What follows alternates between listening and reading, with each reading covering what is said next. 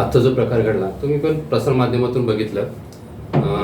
शेका पक्ष असते, दुसरा विरोधक असतील, जे आरोप करतायत ते साफ खोटे आहेत. असे भाजपकडून असा कुठलाही प्रकार घडलेला नाही आहे. उलट त्यांनीच त्या उमेदवारावर दबाव टाकला असेल, कुठला आमिष दाखवला असेल, त्याच्यामुळे त्या उमेदवारांनी माघार घेतली आहे.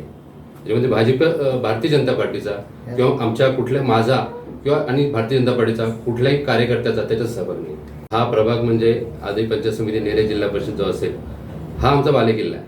मागच्या निवडणुकीमध्ये मी सर्वाधिक मताधिकाऱ्यांनी निवडून आलो होतो आणि त्या मतदारसंघामध्ये विलास फडके सुद्धा त्याच्या मिसेस उभ्या होत्या जिल्हा परिषदला, त्या सुद्धा पराभूत झाल्या होत्या. त्यामुळे हा बालेकिल्ला आहे आमचा आणि त्यांना निश्चितपणे कुठलं रस्ता दिसत नाहीये. त्याच्यामुळे हे निरनिराळे नाटक करून चोराच्या उलट्या बोंबा जे बोलतो ना आपण, त्या प्रकारचा हा प्रकार त्यांनी आज केलेला आहे.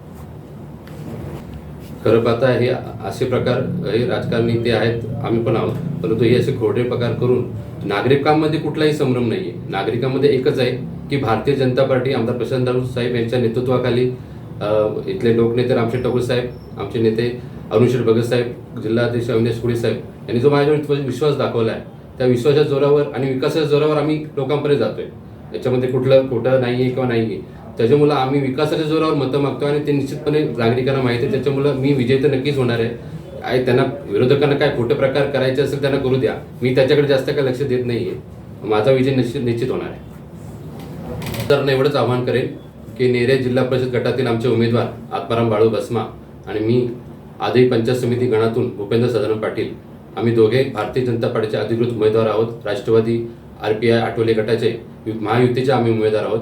आम्ही नागरिकांना एवढंच आवाहन करतो की विकासाला प्राधान्य देऊन आम्हाला भरघोस मतांनी आपण निवडून द्यावे, हीच नागरिकांना आवाहन करतो. धन्यवाद. पनवेल तालुक्यातील जिल्हा परिषद व पंचायत समितीच्या 2026च्या सार्वत्रिक निवडणुकीच्या पार्श्वभूमीवर 27 जानेवारी रोजी उमेदवारी अर्ज मागे घेण्याच्या प्रक्रियेदरम्यान भाजप व महाविकास आघाडीमध्ये मोठा गोंधळ उडाल्याचे चित्र पाहायला मिळाले. मात्र या कथित घटनेबाबत कोणताही अधिकृत माहिती अथवा तक्रार आमच्यापर्यंत प्राप्तच झाले नाही, असे स्पष्ट करत भाजपने सर्व आरोपी फेटाळून लावले आहेत. भारतीय जनता पार्टीचे अधिकृत उमेदवार तथा नेरे जिल्हा परिषद व आदई पंचायत समिती क्षेत्रातील उमेदवार भूपेंद्र पाटील यांनी माध्यमांशी संवाद साधताना सांगितले की भाजपचा प्रचार विकासाच्या मुद्द्यांवरती केंद्रित असून पक्षाला जनतेचा मोठा प्रतिसाद मिळाला आहे. उमेदवार व कार्यकर्ते प्रत्यक्ष जनतेशी संवाद साधत प्रचारात आघाडीवर असल्याचा विश्वास त्यांनी व्यक्त केला.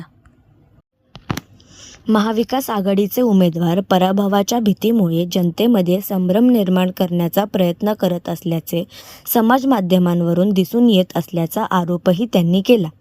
आदई पंचायत समिती गणातील उमेदवार भूपेंद्र पाटील यांनी सर्व आरोप ठामपणे फेटाळून लावलेत. भाजप कोणत्याही आरोप प्रत्यारोपांकडे लक्ष देत नाही.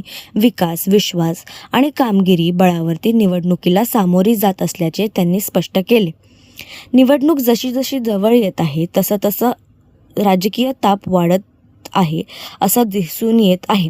पनवेल तालुक्यातील मतदानाचा कौल कोणाच्या बाजूने लागतो यांकडे सर्वांचं लक्ष लागले आहे.